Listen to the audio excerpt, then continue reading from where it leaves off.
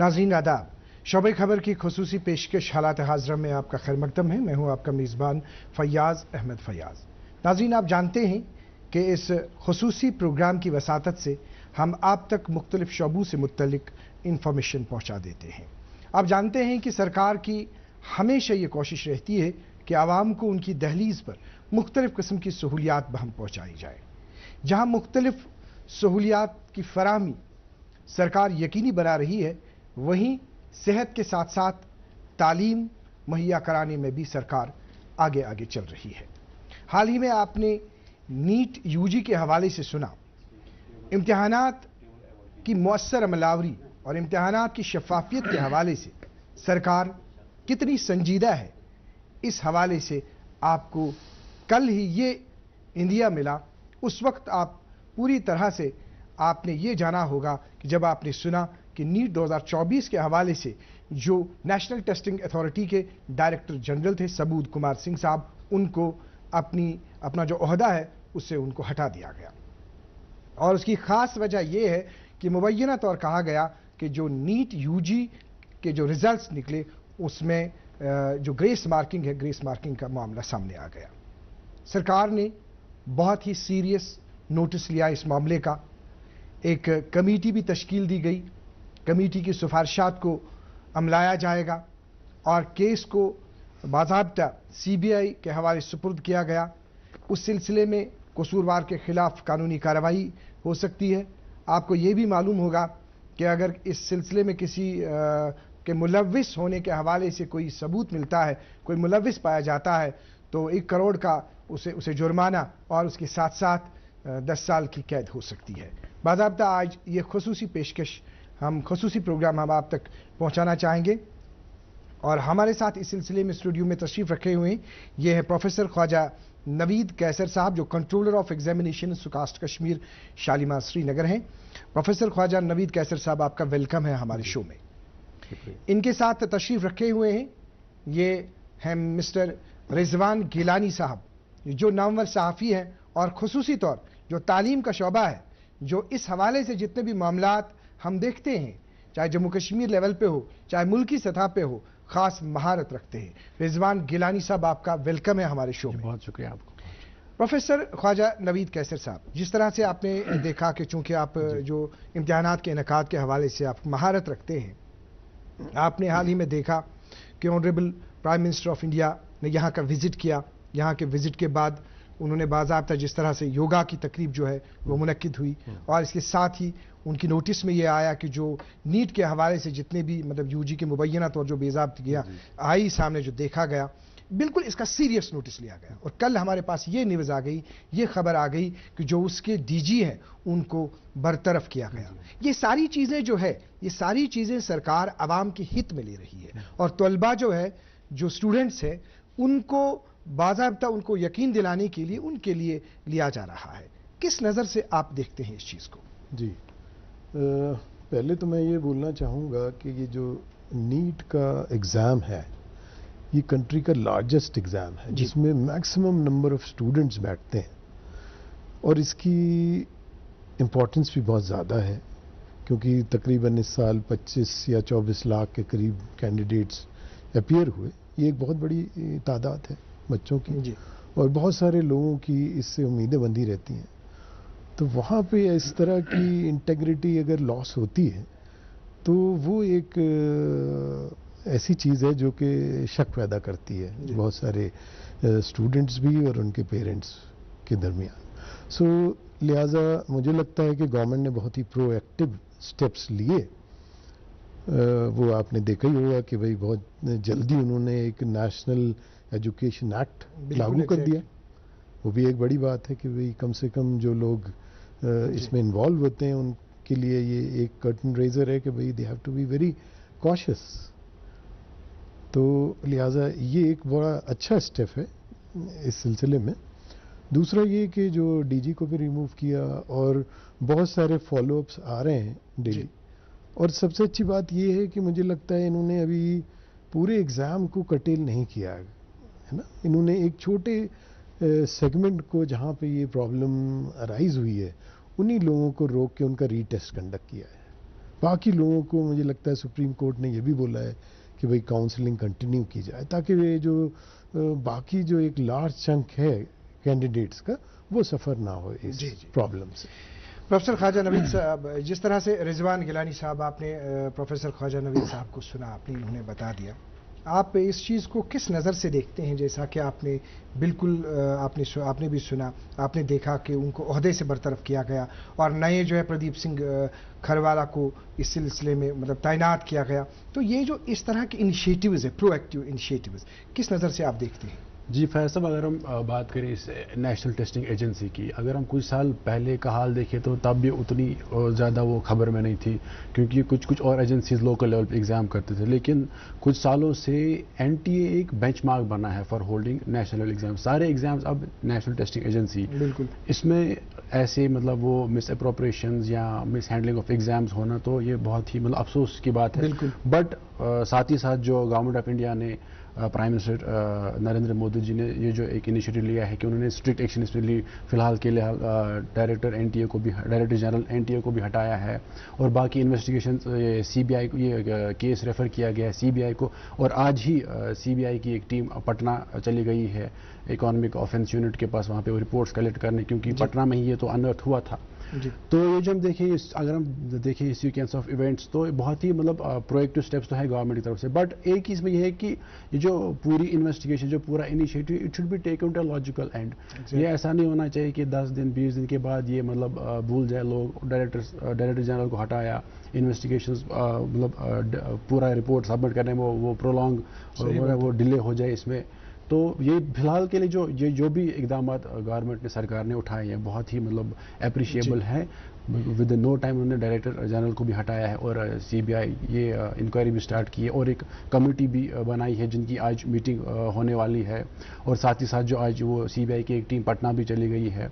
तो क्योंकि इसमें ये इनको बच्चों की एक सेंसिटिविटी का इशू होता है जो इनको ये नज़र में रखना है कि भले ही उनको जो भी इसमें मुलविस होंगे उनके खिलाफ अगर सख्त से सख्त एक्शन भी लिया जाएगा, लेकिन जो बच्चों का वो जो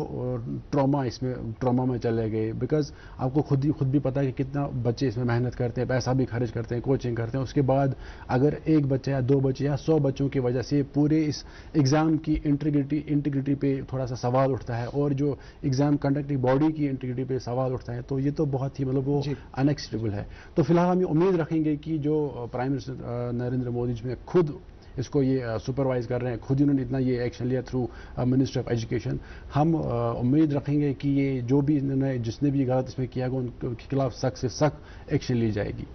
बैसत सहाफ़ी, एक और सवाल आपसे, बैसत सहाफ़ी आपसे ये जानना चाहेंगे, क्योंकि आपने यहाँ पे जम्मू कश्मीर में बाज़ाब्ता देखा, रिसेंटली ईद के बाद ऑनरेबल प्राइम मिनिस्टर साहब ने यहाँ का विजिट किया, योगा के हवाले से सबसे बड़ी चीज़ जो है यहाँ योगा का दिवस मनाने का फैसला किया। उससे पहले यहाँ पे बहुत सारे प्रोजेक्ट्स जो है उनके हवाले से वहाँ पे कई का उद्घाटन हुआ, कई का शिलान्यास हुआ, और इसके साथ साथ आपसे ये जानना चाहेंगे कि मुल्क के प्राइम मिनिस्टर की इतनी संजीदगी कि यहाँ से ये चीज़ें और साथ में वापस संसद में जाना, फिर वहां पे बाकी सारी फॉर्मेलिटीज, बाकी सारी रिस्पॉन्सिबिलिटीज, उन सारी रिस्पॉन्सिबिलिटीज को देख के ये चीज भी जहन में, और इस हवाले से खुसूसी तौर ये स्टेप्स, तो सरकार की संजीदगी के हवाले से कुछ वर्ड्स आपसे चाहेंगे। वो तो जाहिर सी बात है, it speaks about the magnanimity of the prime minister, जो इन्होंने मतलब इतना यहाँ से योगा भी, जैसे आपने कहा यहाँ से योगा, यहाँ से बाकी प्रोजेक्ट्स की इनॉग्रेशन और बाकी वो यहाँ से नया सेशन भी पार्लियामेंट में स्टार्ट होने वाला था, उसके साथ साथ उन्होंने ये सही मतलब जाहिर सी बात है कि उनको बच्चों के फ्यूचर की फिक्र है, हम कह सकते हैं कि अब हाल इसमें ये भी एक पॉइंट जो सुप्रीम कोर्ट ने, जैसे अभी ये इन्होंने कहा कि काउंसलिंग जो है सुप्रीम कोर्ट ने वो रोकी नहीं है, काउंसलिंग कंटिन्यू रहेगी, लेकिन जो एग्जाम हुआ है उनकी 1500-1600 बच्चों का हुआ है जिनकी वो ग्रेस मार्किंग का वो इशू हुआ था। इसमें ये भी कह सकते हैं कि मतलब गवर्नमेंट अगर एक्शन भी ले रही है तो हम उम्मीद रख सकते हैं कि जिस हिसाब से इन्होंने प्रोएक्टिव स्टेप्स लिए हैं वो बराबर इसको, जब तक ये एक इन्वेस्टिगेशन कंप्लीट रहेंगे तब तक हम चाहेंगे, बच्चे चाहेंगे, जो एस्पिरेंट्स हैं वो चाहेंगे कि जो government of India prime minister साहब हैं वो लगातार ऐसे ही बिल्कुल ऐसे इसको अपनी निगरानी में ये देखें जब तक इन्वेस्टिगेशन कंप्लीट होंगे, और जिन्होंने भी इसमें कुछ वो गलत किया होगा, मुलव्वस होंगे, उनके खिलाफ एक्शन ली जाएगी। आगे से भी आपसे हम रिएक्शन लेना चाहेंगे। जनाब प्रोफेसर नवीद कैसर साहब, जिस तरह से आपने ये देखा कि जो प्रोएक्टिव स्टेप्स है सरकार के, ये भी इसमें ये कि एक माहिरीन की एक आला सतही कमेटी तश्कील दी गई, जिसमें अगर हम देखेंगे कि सरबराही इसके इसरो के नामवर जो फॉर्मर चेयरमैन जो हैं फॉर्मर डॉक्टर के राधाकृष्णन, और इसके साथ साथ जो इसके मेंबर्स हैं बाकी वो भी बड़े बड़े एकेडमिशियंस हैं। और इस सिलसिले में जो अभी एक कमेटी बनी, इस कमेटी को इस हवाले से जो ये मामला सामने आ गया, जिस तरह से अभी बताया गिलानी साहब ने कि ये जो इसमें प्रोसेस है, एक तो ये इख्तिताम तक पहुंचना चाहिए, जो इसमें कसूरवार है वो सामने आना चाहिए, वो जो एक्ट के हवाले से आपने बात, और प्रोसेस जारी रहना चाहिए। ये बताइए कि ये जो कमेटी तश्कील दी गई किस तरह का रोल अदा कर सकती है? हाँ, बिल्कुल सही फरमाया आपने कि ये कमेटी जो है उसको एक बहुत ही इंपॉर्टेंट रोल अदा करना है इसमें। उन्हीं के सारे रिकमेंडेशंस पे गवर्नमेंट आगे काम करेगी, और जो भी कमियां हैं आज तक एनटीए में या उनकी इरेगुलरिटीज़ हैं उसको ये स्ट्रीमलाइन कर सकते हैं। अब इनको 2 महीने का वक्त मिला है जी। और ये कमेटी जो है बड़ी लर्नड है, बहुत एक्सपोजर है इन लोगों को, इसमें एकेडमिशियंस भी हैं, इंटेलेक्चुअल्स भी हैं। सो मुझे लगता है they will come up with some good suggestions, और वो जो है सरकार उसको डेफिनेटली फॉलो करेगी। उसमें से मुझे एक लगता है एक चीज़ कि थोड़ा pen and paper mode of जो एग्जामिनेशन है, इसमें involvement of people are large. अगर आप देखें कि जब पेपर जो है वो प्रिंट होता है और डिस्ट्रीब्यूट होता है, ठीक है ना, इसमें बहुत सारे लोग इन्वॉल्व हो जाते हैं। अगर हम इसको पेपरलेस मोड में करें तो ये चीज़ जो है उसको हम अवॉइड कर सकते हैं। आप थोड़ा सा इस पे सोचिएगा। पेपरलेस जो आपने बात बताई, इस तरह से कमेटी भी अपनी सिफारिशात जो है वो दे देगी। नाज़रीन, आपको ये बताना चाहेंगे जिस तरह से हमने कहा कि ये जो कमेटी है इसके जो की सरबराही जो है इसरो के फार्मर चेयरमैन करें डॉक्टर के राधाकृष्णन, और इनके साथ साथ अगर हम देखेंगे इनमें फार्मर डायरेक्टर एम्स है डॉक्टर रणदीप गुलोरिया, और नामवर माहिर तालीम जो आदित्य मित्तल। तो ये ऐसे हैं कि जिनको ये जिम्मेदारी दी गई कि ये अपनी सिफारिशात जो है वो सिफारिशात पेश करेंगे सरकार के सामने। क्योंकि अभी जो रिजवान साहब ने कुछ बात हमें कही, या अभी जनाब नवीद साहब ने जो बात कही, वो सारी चीज़ें सामने आ जाएंगी हमारे ये जो आज डिस्कशन यहाँ हो रहा है, बात जो हो रही है, इसका मकसद भी यही है कि उन चीज़ों को सामने लाया जाए जिन चीज़ों को ये कमेटी जो है, कमेटी वहाँ पे अपने रिपोर्ट में दर्ज करेगी, फिर उसके बाद सरकार जो है सरकार उस पर अमल करेगी। तो रिजवान साहब आपसे रिएक्शन चाहेंगे कि जो अभी बात कही गई क्या करने की ज़रूरत है? जी, जैसे देखिए अभी तक मतलब मैं बोल रहा हूँ कि इसमें एक आउट ऑफ बॉक्स सोल्यूशन निकलना चाहिए कि कैसे आगे, क्योंकि मैं भी स्टूडेंट रहा हूँ, आप भी स्टूडेंट, ये बिल्कुल ख्वाजा साहब भी स्टूडेंट रहे होंगे। हमने बस अभी तक अगर हम JNK की बात करें, ज़्यादा से ज़्यादा हमने सुना था कि आउट ऑफ सिलेबस पेपर होता था जो बच्चों की शिकायत होती थी। यहाँ तो कभी ज़्यादा से अगर हद होती थी तो बोलते थे कि मतलब फिजिक्स के बदले केमिस्ट्री का पेपर खोला गया, फिर लेकिन वापस बंद किया। ये यहाँ पर लिमिट रहा है। अगर हम एकेडमिक एग्जाम्स की बात करें, बहरहाल आपको तो पता, सबको पता होगा, रिसेंटली यहाँ पे JEE का एग्ज़ाम हुआ था, SI का एग्ज़ाम हो गया था, उसमें भी यहाँ की जो JNK एडमिनिस्ट्रेशन उन्होंने बहुत ही प्रोएक्टिव स्टेप्स लिए, तो उस इन्वेस्टिगेशन यहाँ पे स्टार्ट की, बहुत सारों को पकड़ा भी, वही मैं कह रहा हूँ। लेकिन फिर बाद में ये नहीं पता चला कि उसका हुआ क्या, कौन मुलविस था, किसके खिलाफ एक्शन ली, क्या किया गया। उसमें एक वो एग्ज़ाम कंडक्टिंग बॉडी जो थी एपटेक, उसको फिर रिजेक्ट भी किया, ये डिलिस्ट किया गया, ब्लैक लिस्ट किया गया उसको। तो ऐसे ही मैं ये कह रहा हूँ कि जैसा मैंने पहले भी कहा कि अब जब प्राइम मिनिस्टर साहब ने एक पर्सनली इसको लिया है, अपनी पर्सनल ये इंटरवेंशन इसमें दिखाई है, अब उम्मीद करते हैं कि जब आज प्राइम मिनिस्टर साहब ने इसको पर्सनली इंटरवेंशन इससे क्या होगा कि इट विल मतलब सर्टेन लेसन फॉर मतलब अपकमिंग एग्जाम्स कि नहीं जी, somebody is watching us। Exactly। और बच्चों की सेंसिटिविटी का भी इशू, ये बच्चे इसमें ये नहीं होना चाहिए कि अरे ये तो अब एग्जाम के पेपर्स बिकते हैं, आप पढ़ना किस लिए है। क्योंकि ये हम हमेशा कहते हैं कि आगे का जो नेशनल लेवल पे कॉम्पिटिटिव एग्जाम्स होते हैं, बहुत ही कंपटीशन, अगर आप देखेंगे पेरेंट्स किस लिए आज रेस में हैं, just because of this competition. और जब वो इस कंपटीशन में हिस्सा लेने की उस स्टेज पे पहुंचते हैं, यहाँ पे जब धांधलियाँ होंगी, तो ये तो ऑब्वियसली पेरेंट्स के लिए भी एक मतलब ये वो तो नॉट अ वेलकम स्टेप, वो भी इसको बहुत वो मतलब अफसोस की बात है पेरेंट्स के लिए, बच्चों के लिए जो हमेशा से मतलब पैदा होकर बच्चों को रेस में रखते हैं, किस लिए इसी कंपटीशन के लिए। आपने देखो इंजीनियर बनना है कल को, डॉक्टर बनना है कल को, और अगर इसी हाई लेवल कॉम्पिटिटिव एग्जाम में ऐसी धांधलियाँ होंगी, पेपर्स बिकेंगे, सीलें तोड़ी दी जाएंगी, तो बाकी चीज़ें होंगी। तो हम यही उम्मीद रखेंगे कि अब जबकि गवर्नमेंट ने ऐसा स्टेप उठाया है, बस ये इसमें ना वो पंच लाइन यही है कि जिसने भी जो भी कसूरवार है उसको सामने तो लाया जाए। पेपरलेस की जो बात की जी, अभी जी, जी। ख्वाजा साहब ने, उसमें आपसे रिएक्शन चाहिए। हाँ, पेपरलेस, देखिए पेपरलेस एग्ज़ाम भी ये जो है ये दैट्स ऑल्सो एन ऑप्शन, क्योंकि इसमें होता है कि जब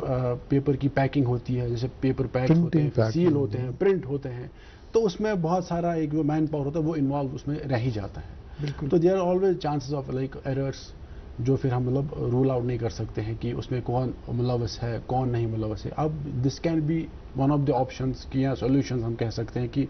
they can also think over कि अगर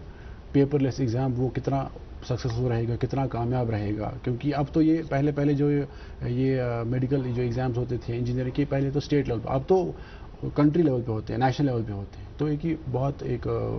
ह्यूज नंबर होता है बच्चों का जो इसमें हिस्सा लेते हैं जी। तो उस चीज़ को भी नज़र में रख के जो कमेटी, हमें उम्मीद है कि वो बहुत ही हाई लेवल कमेटी है, इंटेलेक्चुअल्स एकेडमिशियंस उसमें हैं, तो वी आर होपफुल कि वो भी कुछ ऐसे, obviously we can expect, we must be hopeful कि they will come up with some such recommendations which will be accepted and implemented, जी, so that this errors are like not repeated. Khwaja Naveed Qaiser साहब, जी। आपने रिजवान साहब को सुना, रिजवान साहब ने बिल्कुल इसमें तफसील से बता दिया कि कहाँ कहाँ लूप होल्स है, कहाँ कहाँ पे क्या करने की ज़रूरत है। और ये बताइए कि चूंकि ये कमेटी के जिस तरह से आपने पहले ही कहा कि 2 महीने का वक्त दिया गया, उसमें उनको अपनी सिफारिशात देनी है। अगर हम इस सिलसिले में बात करेंगे उन मतलब जो रिफॉर्म्स इनको लाने हैं ऐसे इस्लाही इक़दामात के हवाले से, या अगर हम डेटा सिक्योरिटी की बात करेंगे, तो क्या कहना चाहेंगे आप, किस तरह के इस्लाही इक़दामात होने चाहिए? ये डेटा सिक्योरिटी भी एक इम्पॉर्टेंट इशू है, और मुझे लगता है जो लोग इससे सब्जेक्ट से रिलेटेड हैं, सॉफ्टवेयर के जो लोग हैं, they are better to understand this issue, है ना जी। वो ज़्यादा इसमें जो अच्छे इक़दामात हैं इसको सिक्योर रखने में वो सजेस्ट कर सकते हैं। और डेफिनेटली जो इस कमेटी के मेंबर्स हैं, दे आर फ्रॉम IITs के प्रोफेसर्स हैं, सो डेफिनेटली उस मौजू पे वो कुछ न कुछ। कमेटी को अब सिर्फ इतना ही नहीं कहने के लिए कहा गया कि इतना ही, बल्कि उनको स्ट्रक्चर के हवाले से बोलना है, इम्तिहानी निज़ाम के हवाले से बोलना है, इवन जो नेशनल ये अथॉरिटी जो है, एग्जामिनेशन अथॉरिटी जो है, उनके कामकाज के हवाले से, उनकी कारकर्दगी के हवाले से, यानी पूरी तरह से अब इसमें कहीं गुंजाइश कहीं भागने की नहीं है। तो आपसे थोड़ा सा रिएक्शन इस हवाले से। जी जी, मैं वही कह रहा हूँ कि ये जो मुझे लगता है इसको NTA का जो एग्ज़ाम प्रोसेस है, मुझे लगता है जिस हवाले से एक तो UG एग्ज़ाम का ये सिलसिला आ गया कि एक वी कैन से कि एलिजिडली कि बहुत ही बड़ा स्कैम है, और उसके बाद जो बाकी एग्ज़ाम जो इनको करने थे वो पोस्टपोन किए गए। मतलब एक तो ना वो जो भरोसा इन पे था वो उड़ गया है, मतलब पूरे हिंदुस्तान को इस एजेंसी से भरोसा उड़ गया। अदरवाइज अगर ये छोटा मोटा सा एक एरर माना जाता तो फिर बाकी एग्जाम्स तो continue, NEET PG exams postpone हो गए, नेट के एग्जाम पोस्टपोन हो गए। दैट मींस कि इस जो ये स्कैम हो रहा है, जो ये मतलब ये जो इसमें धांधलियाँ हुई, जो अनर्थ हुआ, जिसमें CBI की भी अब इन्वॉल्वमेंट हुई है, जिसमें प्रोब कर रहे हैं, तो ऑब्वियसली तो मतलब मुझे लगता है एज ऑफ नाउ जो इस टाइम जो सिनेरियो है, तो NTA की जो इंटीग्रिटी वो तो बिल्कुल ख़त्म हो गई है। तो अब इसको कैसे वापस लाएं, कैसे इसको वापस इसको ओवरहाल करें एग्जाम सिस्टम को, that should be the concern of the committee. जो कमेटी अपने रिकमेंडेशंस देंगे कि क्योंकि NTA की इंटीग्रिटी पे सवाल उठा है, इवन रादर गवर्नमेंट पे सवाल उठा है कि इस वजह से जो ये पेपर्स का इशू हुआ है, तो हम उम्मीद रखेंगे कि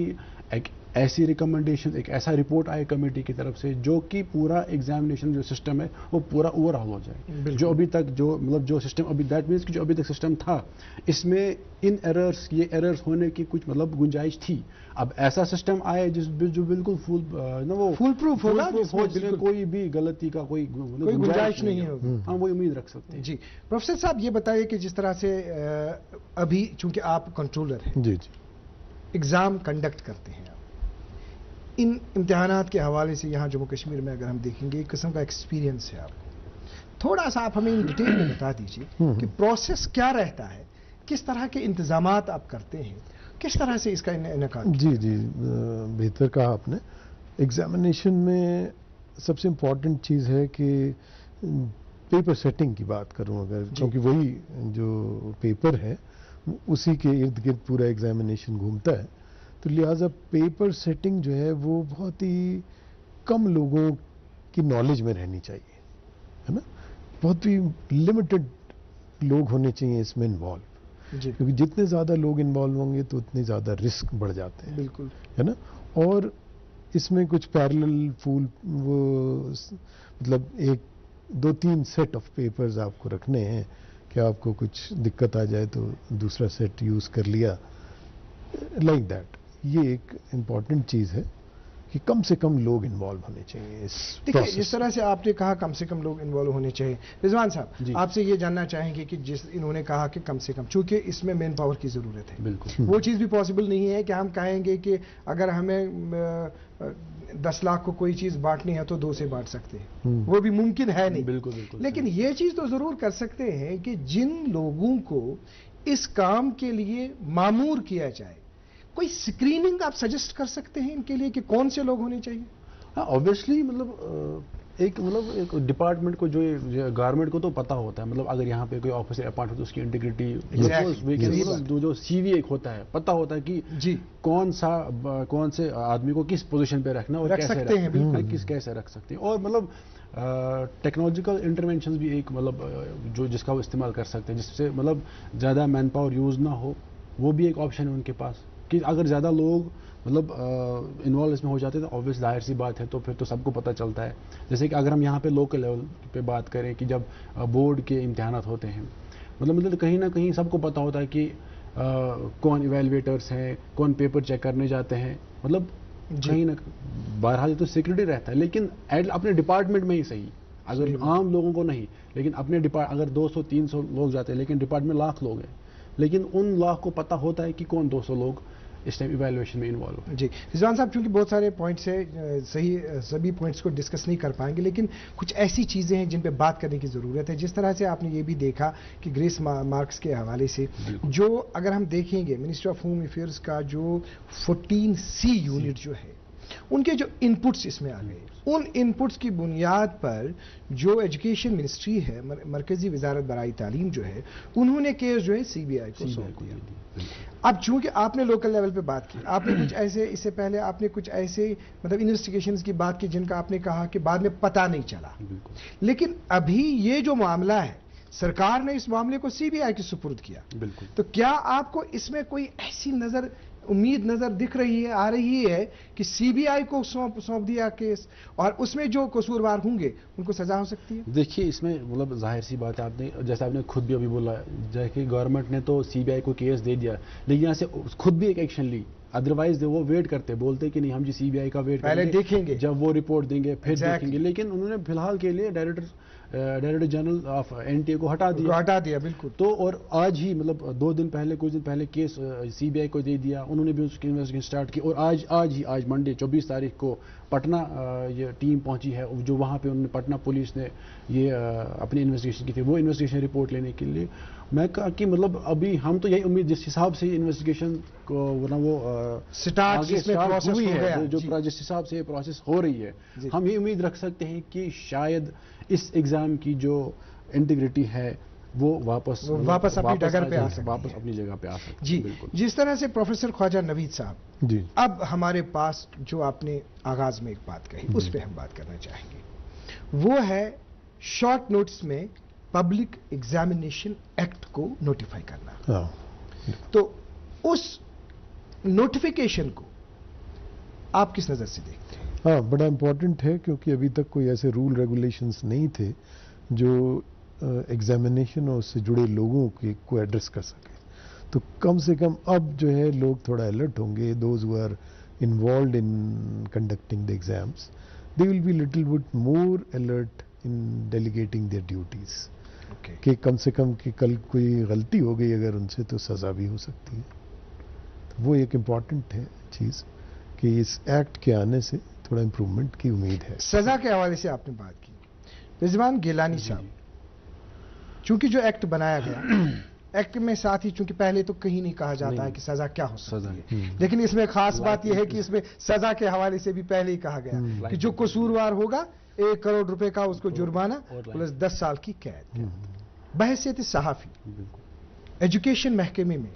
बहुत वक्त से आप काम कर रहे हैं, बहुत महारत है आपको, इस तरह के स्टेप को सरकार के इस तरह के स्टेप को इस तरह से नोटिफाई करना कि ये सजा दी जा सकती है, क्या इसके नताइज अच्छे निकल सकते हैं फ्यूचर में? ऑब्वियसली अच्छे निकल सकते हैं, क्यों नहीं निकल सकते। पहली बात तो ये, अब जो NTA, भले ही उन्होंने अभी तक बहुत सारे एग्जाम्स फेयरली और ट्रांसपेरेंटली कंडक्ट किए, हम ये नहीं कह सकते कि उन्होंने आज नीट UG में ऐसा किया, तो हर कोई एग्जाम ऐसे कंडक्ट किया गया था जो मतलब अनर्थ नहीं हुए जी। मे भी उन्होंने कुछ एग्जाम अच्छे तरीके से भी कंडक्ट किए होंगे, लेकिन अब जैसे जैसे ये एपिसोड सामने आते गए कि जो आज नीट UG के टाइम पे हो गया, तो मे बी इसमें पैसे की भी एक इन्वॉल्वमेंट हुई होती, तो अगर इसको गवर्नमेंट इतना सीरियसली नहीं लेती, वो कल को ये मनी मिंटिंग मशीन बन जाती इसके डायरेक्टर के लिए, जो बाकी मुलाजमिन के लिए। बट लेकिन जो ये एक्ट अब नोटिफाई हो गया है, हर किसी को अपना रोल पता है कि हमें कैसे जुडिशियसली और मतलब ऑनेस्टली अपना रोल अदा करना है। ये अब हमारे लिए एक मनी मिंटिंग मशीन है कि हम पेपर लीक करेंगे, ये स्कैम करेंगे तो पैसा कमाएंगे, बच्चों को अच्छे मार्क्स देके तो उनको ग्रेस मार्क्स देके तो पास करेंगे तो अपना पैसा कमाएंगे। इस एक्ट से जो है उस पर रोक लगेगी। इस एक्ट के नोटिफिकेशन के बाद ये जो NTA की जो मैंने अभी कहा कि उसकी इंटीग्रिटी बहाल होगी, वापस आएगी। और ऑब्वियसली और मुझे लगता है कि गवर्नमेंट को भी मतलब क्या होता है कि अभी तक मुझे नहीं पता है कि इसमें जो अपॉइंटमेंट्स होते हैं, क्योंकि NTA can not be one man army. वहाँ पे अगर डायरेक्टर जनरल साहब है, उसके मतलब सबऑर्डिनेट्स लोग होंगे, उनका एक फिक्स टेन्योर होना चाहिए सबका, लाइक टॉप बॉटम से टॉप तक। क्योंकि मतलब अगर डिस्ट्रीब्यूशन का रोल किसी का है 1 साल के लिए, उसके बाद मतलब शिफ्ट होना चाहिए मुझे लगता है। अगर डायरेक्टर का भी वो वहाँ पे पोस्ट होता है कि मतलब रिशफल होता है 2 साल 3 साल, एक फिक्स्ड टेन्योर होता है, मुझे लगता है। क्योंकि जो अगर हम सेंसिटिविटी की बात करें, because they are dealing with the future of students, lakhs of students, मतलब MBBS एग्जाम करना, JEE एग्जाम, ये सारे नीट का एग्जाम करना, ये तो उस वजह से मैं ये मुझे लगता है कि अगर this should be one of the recommendation, चाहे वो छोटा सा क्लर्क ही क्यों ना हो इस NTA में, क्या क्या डेजिग्नेशन वहाँ पे होती है डायरेक्टर जनरल के मतलब अलावा, उनका भी एक मतलब रिशफल होना चाहिए, एक फिक्स्ड, मतलब ये नहीं कि मतलब छोटे जो lower staff, lower rank officials है तो वहीं पे रहेंगे, उसमें वो हिम्मत से बढ़ जाती है गलत करने की, चलो कोई पूछता नहीं है, डायरेक्टर साहब चले गए। और जो फिर वो छोटे मुलाजिम वहाँ पे होते हैं, वो they start giving feedback director साहब, सर लास्ट हमने ऐसे किया था, अब हमने ये किया था। तो थोड़ा सा ना, जब इसमें ये एक चेंज होगी, मतलब फ्रीक्वेंट चेंज होंगी ऐसे, तो मुझे लगता है एक ट्रांसपेरेंसी रहेगी, इंटीग्रिटी बहाल हो जाएगी। बहुत सारी बातें अभी भी है, लेकिन हमारे पास वक्त कम है। आखिरी मैसेज आपसे चाहेंगे, इसके बाद हम फिर रिजवान साहब की तरफ मुड़ेंगे। प्रोफेसर ख्वाजा साहब, ये बताइए कि अभी जो स्टूडेंट्स हैं, कल कई स्टूडेंट्स ने, आपने देखा 563 स्टूडेंट्स ने एग्जाम भी दोबारा दे दिया, तो ये बताइए कि आपका किस तरह का ओवरऑल मैसेज रहेगा उनके लिए, स्टूडेंट्स के लिए? अभी जो नए स्टूडेंट्स होंगे जिनको इस एग्जाम दोबारा जिनको जो चाहेंगे कि हम नीट एग्जाम दे देंगे, तो ओवरऑल आप किस तरह से, क्या आप उनको किस तरह से आप उनको अपना मैसेज दे देंगे आपके इंतजाम के हवाले से, क्योंकि यहाँ पे पर्टिकुलरली जो जम्मू कश्मीर के स्टूडेंट्स को इससे बहुत ज़्यादा डिस्करेज होने की ज़रूरत नहीं है जी, क्योंकि ये एक हादसा हुआ है ना, और उसको रिकवर करने के लिए भी सरकार ने पूरी कोशिश की है। अच्छे कानून बना दिए, एक्ट आ गया, डिसिप्लिनरी एक्शन हो गया, री एग्जामिनेशन, री टेस्ट भी हो गया, ग्रेस मार्क्स की भी बात हो गई कि भाई जिसने एग्ज़ाम छोड़ दिया उसके ग्रेस मार्क्स भी नहीं दिए जाएंगे। तो इकदाम तो बहुत ही अच्छे लिए हैं सरकार ने जी, और उससे उनको मुतमईन होना चाहिए कैंडिडेट्स को, और उससे डिस्करेज नहीं होना है जी। रिजवान साहब, चूंकि प्रोफेसर ख्वाजा साहब ने अभी स्टूडेंट्स के हवाले से बता दिया, इस ओवरऑल सिनेरियो में हमारे सामने अभी जो इसमें फरीकैन हैं, एक इसमें जो नए DG साहब हैं, बिल्कुल, नंबर 1, बिल्कुल, नंबर 2 इसमें ये कमेटी जो है, बिल्कुल, जिसके हेड इसरो के फॉर्मर जो सरबराह थे उसके, तीसरा जो इसमें अब हमारे सामने CBI है, बिल्कुल। लेकिन ये कुछ ऐसे हैं कि जो नए हैं। हम चाहेंगे कि आपसे थोड़ा सा आखिरी मैसेज हम चाहेंगे, क्या करना चाहिए उनको, ताकि जिस तरह से अभी कहा ख्वाजा साहब ने कि स्टूडेंट जो है दोबारा वो एतमाद जो है, दोबारा एतमाद उनमें पैदा होगा, क्या करना चाहिए? देखिए, मैं इस बात को मतलब मैं ख्वाजा साहब की बात को लेके आगे बढ़ूंगा कि जैसे उन्होंने कहा कि बच्चों को निराश नहीं होना चाहिए, सही बात है। मैं भी ये कहूँगा कि अब हर कोई बच्चा ये एक्सक्यूज नहीं बोलना चाहिए कि अब तो वहाँ पेपर्स बिकते हैं, मुझे पढ़ना ही किस लिए। मैं ये कहूँगा कि ये दौर भी नहीं रहेगा। बिल्कुल, बच्चों को फिर से जिसका जो पैशन है डॉक्टर बनने का, इंजीनियर बनने का, दे शुड मतलब follow their passion, prepare themselves for the exams. क्योंकि आज हो गया, अगले साल ऐसा नहीं होगा। क्योंकि आपको तो खुद ही पता, सबको पता है कि गवर्नमेंट ऑफ इंडिया ने इसमें कितनी ये ना वो सीरियसली इस इशू को लिया, कितनी स्ट्रिक्ट एक्शंस ली, जैसे मैंने आपको अभी कहा कि वरना वो वेट करते सीबीआई रिपोर्ट का, लेकिन यहाँ से उन्होंने डायरेक्टर को भी रिमूव कर दिया है टेम्परेरी फिलहाल। तो लेकिन अगर हम यहाँ से ये बोलेंगे कि बच्चों को कहेंगे कि निराश ना हो जाए, आप बिल्कुल सेटिस्फाइड रहें कि आगे जो एग्जाम्स होंगे बिल्कुल बहुत ही अच्छे ट्रांसपेरेंटली होंगे, लेकिन वो सारा डिपेंड करता है कि जो मैंने पहली अपनी जब बात स्टार्ट, जब मैंने कहा था कि if the investigation are taken to logical, ये कंटिन्यू रहना ये बात जो हम कह रहे हैं कि बच्चों को कि निराश ना हो जाए, गवर्नमेंट पे भरोसा रखिए, इस इदारे पे भरोसा रखिए, वो तभी मुनासिब ये मतलब पॉसिबल होगा जब गवर्नमेंट भी यही बात कहेगी, एजुकेशन मिनिस्ट्री भी इस टाइम यही, अगर हमसे पूछ वो भी कहेंगे कि नहीं बच्चों को ये निराश होने की बात ये ज़रूरत नहीं है, हम इसमें ये करेंगे, एक्शन लेंगे। तो लेकिन गवर्नमेंट जब अपनी इन्वेस्टिगेशन एक अच्छे तरीके से इसमें कंप्लीट करेगी, जो भी कसूरवार होंगे उनके खिलाफ एक्शन लेगी, तभी बच्चे इसमें बोलो जो अपना भरोसा कायम रखेंगे इसमें। रिजवान गिलानी साहब, आपका बहुत बहुत शुक्रिया दूरदर्शन केंद्र श्रीनगर को अपना कीमती वक्त देने के लिए। प्रोफेसर ख्वाजा नवीद कैसर साहब, आपका भी बहुत बहुत शुक्रिया अपना कीमती वक्त दूरदर्शन केंद्र श्रीनगर को देने के लिए। सभी सवालात का जवाब यही है कि जो कसूरवार होगा 1 करोड़ रुपए का जुर्माना और 10 साल की कैद। आज के प्रोग्राम में इतना ही, अगले शुमारे में आपसे फिर मुलाकात होगी। जब तक के लिए अल्लाह हाफिज़ नासिर।